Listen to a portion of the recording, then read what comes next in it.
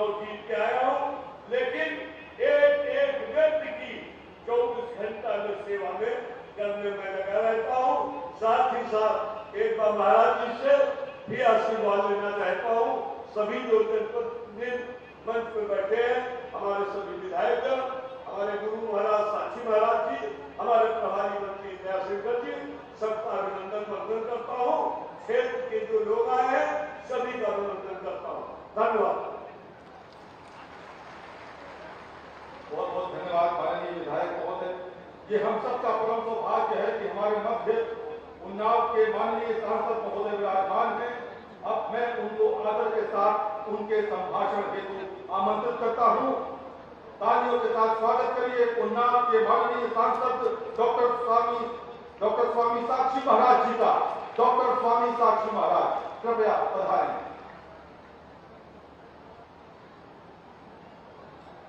बहुत ही सम्मानित मंच पर बैठे सभी सम्मानित विधायकगण, हमारे प्रधानमंत्री जी, यहाँ के प्रभारी मंत्री जी, समिति के सभी सदस्यगण, और बहुत ही परम सौभाग्य है बैसवाड़ा की परम पवित्र स्मृति का, बैसवाड़ा समिति के माननीय सभी सदस्यगण और पदाधिकारीगण, जब से मैं सांसद बना हूं, अनवरत रूप से कैसे लोकार्पण हो, कब लोकार्पण हो, और मैं तमाम उन्नाव की जनता की तरफ से परम श्रद्धेय उत्तर प्रदेश के यशस्वी मुख्यमंत्री माननीय योगी आदित्यनाथ जी का हृदय की गहराई से अभिनंदन करूंगा, वंदन करूंगा, स्वागत करूंगा, सम्मान करूंगा। उनके कर कमलों द्वारा आज अश्वारोही विशाल राजा राम अवध सिंह प्रतिमा का अनावरण हुआ है। मान्यवर, ये जनपद और ये बैसवाड़ा क्षेत्र आपका सदा सदा के लिए रेडी रहेगा। मैं बहुत ज्यादा समय नहीं लेना चाहता, बहुत उपेक्षित रहा ये क्षेत्र, तो माननीय मुख्यमंत्री जी का ध्यान में आकर्षित करना चाहता हूं कि यदि यहाँ राजा राम अवध सिंह के नाम से एक विश्वविद्यालय की स्थापना हो जाए तो क्षेत्र का बहुत बड़ा उद्धार हो जाएगा, बहुत बड़ा काम हो जाएगा और इस क्षेत्र चमक भी जाएगा। गंगा का परम पवित्र स्थान है। यही उनके श्री चरणों में निवेदन करता हुआ आप सबका हृदय से धन्यवाद करता हुआ और पूरे जनपद की तरफ से माननीय मुख्यमंत्री जी के सम्मान में जाए एक बार जोर से तालियां बजाएं और जोर से भारत माता की, भारत माता की, वंदे वंदे।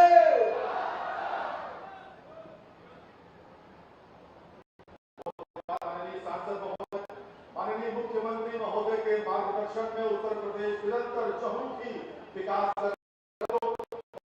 इसी क्रम में उन्नाव में माननीय मुख्यमंत्री महोदय के द्वारा आज 804 का शिलान्यास होना है। मैं अत्यंत के साथ माननीय मुख्यमंत्री महोदय से अनुरोध करूंगा, कृपया बटन दबाकर उन्नाव के विकास के रथ के पहिए को तेजी से घुमाने का कष्ट करें। माननीय मुख्यमंत्री महोदय ने बटन दबा दिया है। आज 484 करोड़ रुपए की योजनाओं का लोकार्पण और 319 करोड़ रुपए की योजनाओं का शिलान्यास हो रहा है। माननीय मुख्यमंत्री महोदय के कर कमलों से हम सब अत्यंत रोमांचित हैं और माननीय मुख्यमंत्री महोदय के प्रति धन्यवाद ज्ञापित करते हैं। आज एक और यहाँ पर किसी का सम्मान तो होना है। का सम्मान मैं चाहूंगा कि अर्चना देवी निषाद कृपया मंच पर पधारें। अर्चना जी का जन्म 2004 में उन्नाव में एक बेहद गरीब परिवार में हुआ था। मात्र 4 वर्ष की अवस्था में इनके पिता का देहांत हुआ और थोड़े समय के पश्चात इनके भाई का देहांत हुआ, लेकिन इन्होंने हिम्मत नहीं हारी और इन्होंने महिला अंडर 18 T20 विश्व कप के फाइनल में इंग्लैंड को हराने वाली भारतीय टीम में बहुत महत्वपूर्ण योगदान दिया। और माननीय मुख्यमंत्री महोदय आप स्वयं चाबी सौंप रहे हैं। घर की बेटियों का सम्मान जो ये सरकार बहुत बहुत धन्यवाद माननीय मुख्यमंत्री महोदय। और अब छोटा सा अन्नप्राशन कार्यक्रम। हम सब जानते हैं कि बच्चे के जन्म से लेकर 6 माह तक केवल वो मां का दूध पीता है, लेकिन उसके बाद ऊपरी आहार भी लेता है। सनातन परंपरा में इसको अन्नप्राशन संस्कार कहा जाता है। और इससे बेहतर क्या होगा कि माननीय मुख्यमंत्री महोदय स्वयं 2 बच्चों का अन्नप्राशन आज कर रहे हैं। अर्पित सुपुत्र श्रीमती प्रिया देवी और अनाया सुपुत्री श्रीमती कल्पना देवी, जिन बच्चों का अन्नप्राशन स्वयं गोरक्षपीठाधीश्वर कर रहे हो, निश्चित रूप से उन दोनों बच्चों का भविष्य बहुत उज्जवल होगा। हम बहुत आभारी हैं माननीय मुख्यमंत्री महोदय के, जिन्होंने अर्पित और अनाया का आज अन्नप्राशन संस्कार किया है। आपकी तालियां बहुत हल्की हैं, मैं समझ नहीं पा रहा हूं क्या बैसवाड़ा की धरती आज आह्लादित नहीं है? क्या आपको अत्यंत आनंद का अनुभव नहीं हो रहा कि माननीय मुख्यमंत्री महोदय स्वयं आपके बीच है और आपके घर के बच्चों का अन्नप्राशन स्वयं माननीय मुख्यमंत्री महोदय के कार्यक्रमों से हो रहा है? सांसद महोदय और मुख्यमंत्री महोदय के बीच दूर वार्ता और इस प्रकार के अन्नप्राशन संस्कार माननीय मुख्यमंत्री महोदय के द्वारा 2 बच्चों का संपन्न हुआ। अर्पित और अनाया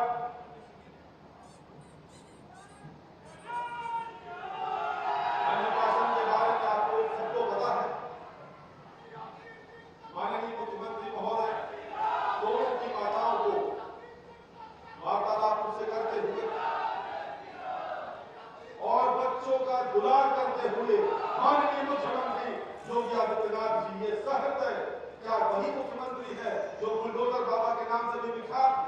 इनके कई रूप है माननीय मुख्यमंत्री महोदय के, जहां एक और देश को विकास के पथ पर चले जाते हैं, वहीं दूसरी ओर इस प्रदेश में रहने वाली 25 करोड़ जनता के लिए अहर्निश सेवा करने वाले माननीय सहृदय मुख्यमंत्री आदरणीय योगी आदित्यनाथ जी स्वयं बैसवाड़ा की धरती पर तालियां आपकी फिर रुक गई हैं।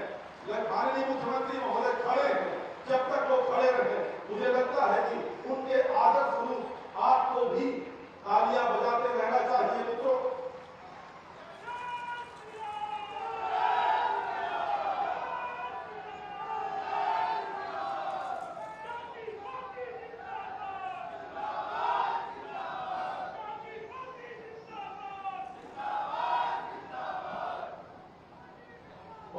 माननीय मुख्यमंत्री महोदय, और इस समय आपके समक्ष आयुष्मान योजना के 2 लाभार्थी हैं।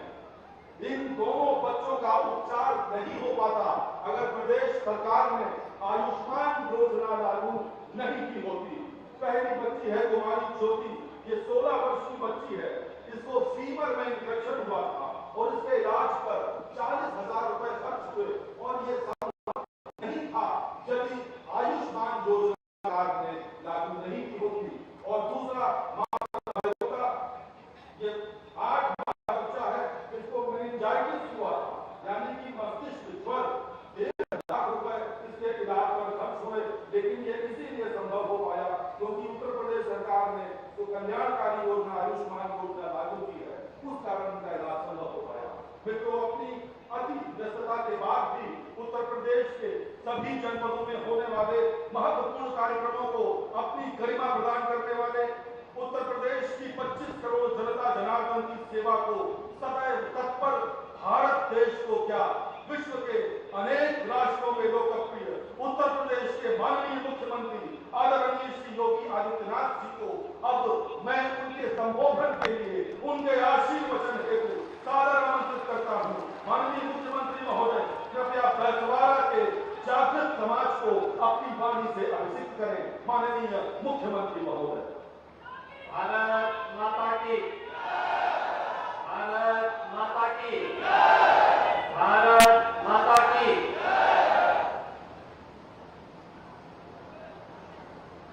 देश के प्रथम स्वतंत्र समर के अमर सेनानी राजा राव राम बख्श सिंह जी की मूर्ति के अनावरण कार्यक्रम में मंच पर उपस्थित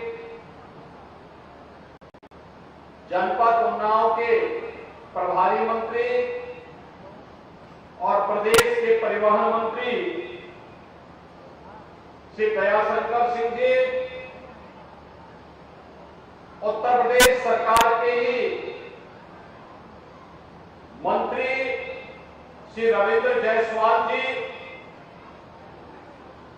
लोकप्रिय सांसद स्वामी सच्चिदानंद हरि साक्षी जी महाराज, जिला पंचायत अध्यक्ष श्रीमती स्वप्न सिंह जी, भारतीय जनता पार्टी के जिला के अध्यक्ष श्री अवधेश कटियार जी, माननीय विधायक श्री आशुतोष शुक्ला जी, अनिल सिंह जी, श्री ब्रजेश रावत जी, श्रीकांत कटियार जी, श्री बंबालाल दिवाकर जी, श्री पंकज गुप्ता जी, विधान परिषद सदस्य श्री रामचंद्र प्रधान जी, विधान परिषद सदस्य श्री राज बहादुर सिंह चंदेल जी। आज के इस कार्यक्रम में उपस्थित और विशेष रूप से जिन्होंने इस कार्यक्रम के लिए प्रयास किया, अध्यक्ष राणा बेनी माधव सिंह समिति श्री राघवेंद्र प्रताप सिंह जी, क्षेत्रीय कल्याण समिति के अध्यक्ष श्री हरिकरण सिंह जी, सिंह जी, टोडिया खेड़ा के प्रधान श्रीमती शीला सिंह जी, जिला सहकारी बैंक अध्यक्ष श्री अरुण सिंह जी। आज के इस कार्यक्रम में उपस्थित सभी माननीय जनप्रतिनिधिगण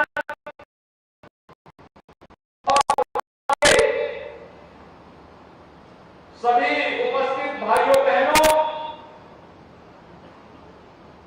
आज मेरा सौभाग्य है भारत की सनातन धर्म की परंपरा के अनुसार यह पितृपक्ष है, अपने पूर्वजों के प्रति कृतज्ञता ज्ञापित करने का पक्ष। और मुझे इस अवसर पर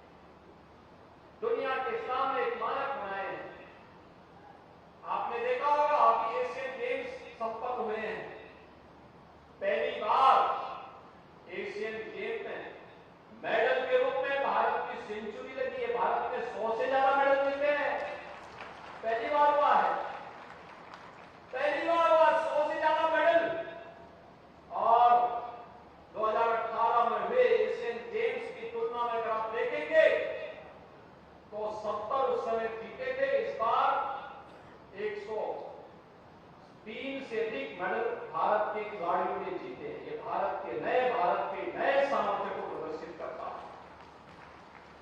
G20 का समिट हुआ है अभी हाल ही में। दुनिया के 40 देशों के राष्ट्राध्यक्ष ने भारत के सामर्थ्य और भारत की शक्ति को देखा है। देश के अंदर 60 स्थानों पर 200 से अधिक सम्मेलन, अलग अलग पक्षों को, कोई युवाओं को, कोई महिलाओं को, कोई गरीब कल्याण को लेकर के, कोई टेक्नोलॉजी को लेकर के, कोई इनोवेशन को लेकर के, अलग अलग सम्मेलन देश के अलग, कोई टूरिज्म को लेकर के अलग अलग सम्मेलन देश के अलग अलग स्थानों पर संपन्न हुए। ये सभी कार्यक्रम इस बात के साक्षी है कि वास्तव में भारत ने एक शानदार यात्रा की, और इस शानदार यात्रा इस बात का भी द्योतक है इस सदी की सबसे बड़ी महामारी के दौरान, जहां भारत दुनिया के सामने गर्व के साथ अपने विकास की शानदार यात्रा को लेकर के आगे बढ़ रहा है, वहीं भारत से अलग होकर के दम भरने वाला पाकिस्तान आज 2 जून रोटी के लिए तरस रहा है। आप देख रहे होंगे 1 किलो गेहूं के लिए वहां कैसे मारामारी होती है। ये पाकिस्तान की त्रासदी है, लेकिन भारत विकास के लिए नई ऊंचाइयों को प्रधानमंत्री मोदी जी की लीडरशिप में प्राप्त कर रहा है। G20 का सम्मेलन आयोजित हुआ तो नारी वंदन अभिनंदन अधिनियम भी भारत की संसद ने पारित किया। भारत की संसद ने राज्यों की विधानसभाओं में भी अब 33% आरक्षण की सुविधा महिला प्रतिनिधियों को स्पेशली मिलेगा। और भाइयों बहनों, इसके लिए भारतीय जनता पार्टी ने उत्तर प्रदेश के अंदर हर विधानसभा क्षेत्र में एक सम्मेलन आयोजित करने का एक संकल्प लिया है। प्रधानमंत्री जी के प्रति आभार व्यक्त करने, नारी शक्ति की ओर से प्रधानमंत्री जी का आभार इस बात को लेकर के कि नारी गरिमा का सम्मान करने का जो संकल्प है, उस संकल्प को लेकर के आगे बढ़ने का कार्यक्रम प्रधानमंत्री जी के स्तर पर। भाइयों बहनों, कोरोना जैसी महामारी के दौरान कितनी बड़ी लड़ाई लड़ी थी भारत ने। दुनिया के अंदर सबसे बड़ी आबादी का लोकतांत्रिक देश, अभिव्यक्ति की पूरी स्वतंत्रता, लेकिन अपने देश के अंदर 80 करोड़ लोगों को फ्री में राशन और 220 करोड़ वैक्सीन फ्री में अपने नागरिकों को देने का कार्य केवल भारत के अंदर हुआ है। भारत के अंदर अभी एक नई फिल्म आई है वैक्सीन वार।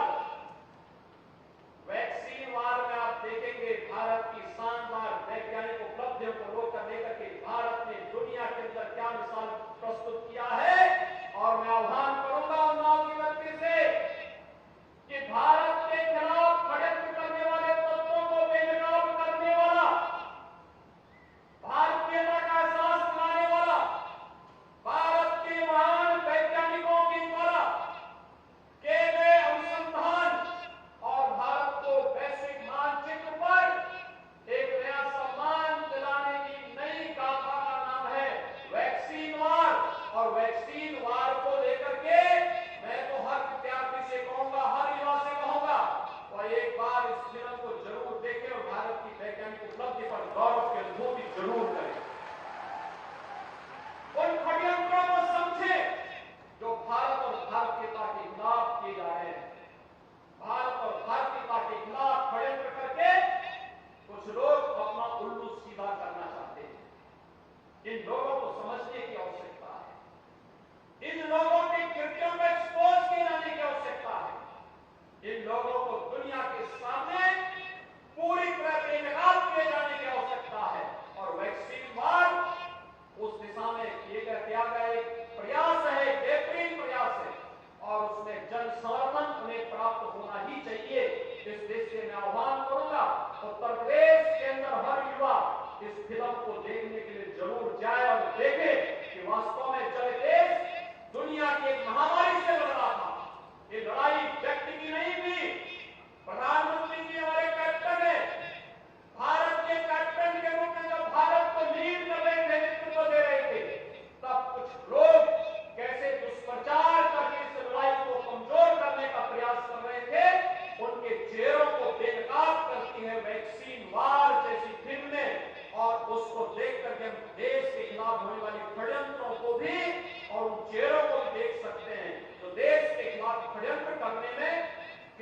प्रकार की कोताही नहीं बरतते, विदेशी चूड़न पर पड़ करके भारत के अंदर रह करके भारत के खिलाफ षड्यंत्र करने में लिप्त रहते हैं। और आज यह कार्यक्रम इसी उद्देश्य से आगे बढ़ाया गया है। राजा राव रामपत सिंह जी का पूरा अभियान देश की आजादी को लेकर के था। कौन नहीं जानता 1857 का प्रथम स्वतंत्र समर। ये प्रथम स्वतंत्र समर की भूमि उत्तर प्रदेश तो थी। उत्तर प्रदेश के इमाम मंगल पांडे ने बैरकपुर में इसका आह्वान किया, तो कहीं मेरठ में, कहीं झांसी में, कहीं बिठूर में, कहीं बेसवाड़ा में, कहीं गोरखपुर में, कौन ऐसा क्षेत्र था जो इससे छूता रहा हो। एक तरफ झांसी की रानी लक्ष्मीबाई थी और एक तरफ त्याता टोपे के नेतृत्व में बिठूर के अंदर, एक तरफ इसी बेसवाड़ा क्षेत्र में राजा राव रामपत सिंह जी के नेतृत्व में, राणा तेली माधव सिंह जी के नेतृत्व में ये लड़ाई पूरी मजबूती के साथ आगे बढ़ती दिखाई दे रही थी। भाइयों बहनों, पहली बार भारत ने एहसास कराया था कि मिल करके विदेशी हुकूमत की जड़ों को भारत के अंदर से फाड़ फेंकने में सफल हो सकते हैं। और देखते ही देखते पूरे देश के अंदर आजादी की एक नई लो आगे बढ़ी, जिसका परिणाम था चोरी चोरा की घटना। गोरखपुर में चोरी चोरा 1922 में घटा।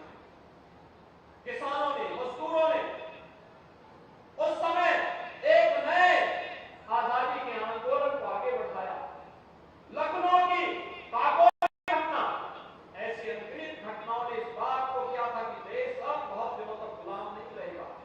और इसीलिए प्रधानमंत्री जी ने कहा, आजादी के अमृत महोत्सव के मुख्य महोत्सव को संबोधित करते हुए कि आज हम आजादी के, लेकिन 100 वर्ष की यात्रा जब हमारी पूरी, कैसा भारत हमें चाहिए, कैसा भारत चाहिए। 100 साल की यात्रा शानदार भारत की यात्रा होनी चाहिए। दुनिया को नेतृत्व देने वाली भारत की यात्रा होनी चाहिए। दुनिया की एक महाशक्ति के रूप में भारत की यात्रा होनी चाहिए। और इस विकसित भारत के लिए, हर भारत के नागरिक के लिए पंचप्रण का संकल्प प्रधानमंत्री जी ने किया।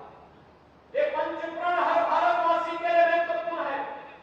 ये पंचप्रण विकसित भारत का सपना, लेकिन को समाप्त करना और विरासत का सम्मान करना। नागरिकों के समान अधिकार हो तो नागरिक के अपने कर्तव्य भी होने चाहिए। ये 5 जो संकल्प हैं, इन 5 संकल्पों को लेकर के प्रधानमंत्री जी के आह्वान के साथ भारतवासी को जुड़ने की आवश्यकता है।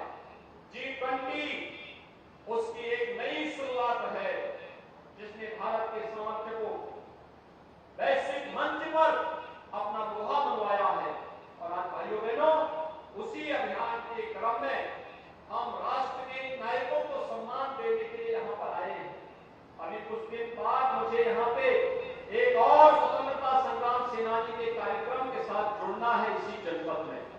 और इसीलिए आज यहाँ पर एक बार देवी माधव सिंह समिति के सभी पदाधिकारियों को मैं हृदय से धन्यवाद देता हूँ, जिन्होंने यहाँ पर राजा रामपत सिंह जी की इस भव्य प्रतिमा और बाबा त्रिलोकचंद जी की इस प्रतिमा के अनावरण का और मैं पुष्पांजलि करने का सौभाग्य हमने प्रदान किया है।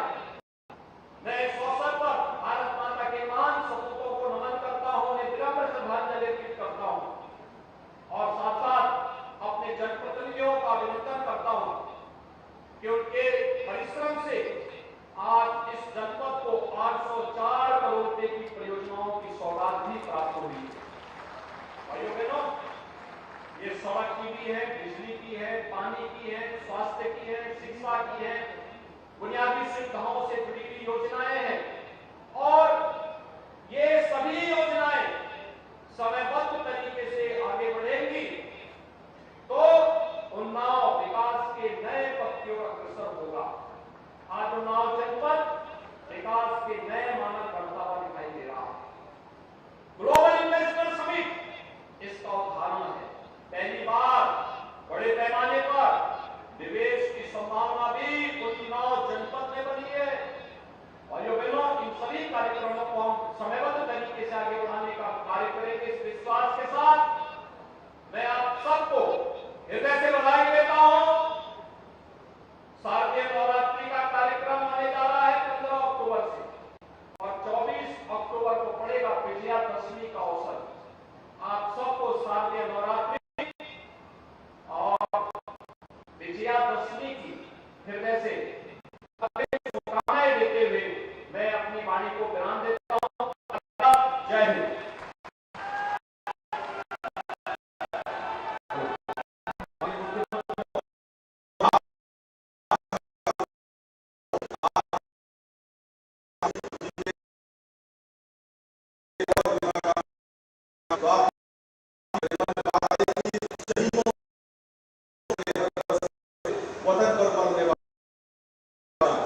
और इस समय मां चंद्रिका देवी की प्रेम युक्त पंचायत क्षेत्रीय समिति के पदाधिकारी माननीय मुख्यमंत्री महोदय को भेंट की जा रही है। साथ ही माननीय सांसद महोदय जनप्रतिनिधियों की ओर से आपको एक और स्मृति चिन्ह सब भेंट करना चाह रहे हैं। और इसी क्रम में अब मैं बैसवाड़ा क्षेत्रीय कल्याण समिति के अध्यक्ष को आज के इस कार्यक्रम के धन्यवाद ज्ञापन के लिए आमंत्रित करता हूं। बैसवाड़ा क्षेत्रीय कल्याण समिति के अध्यक्ष कृपया धन्यवाद ज्ञापन के लिए पधारें।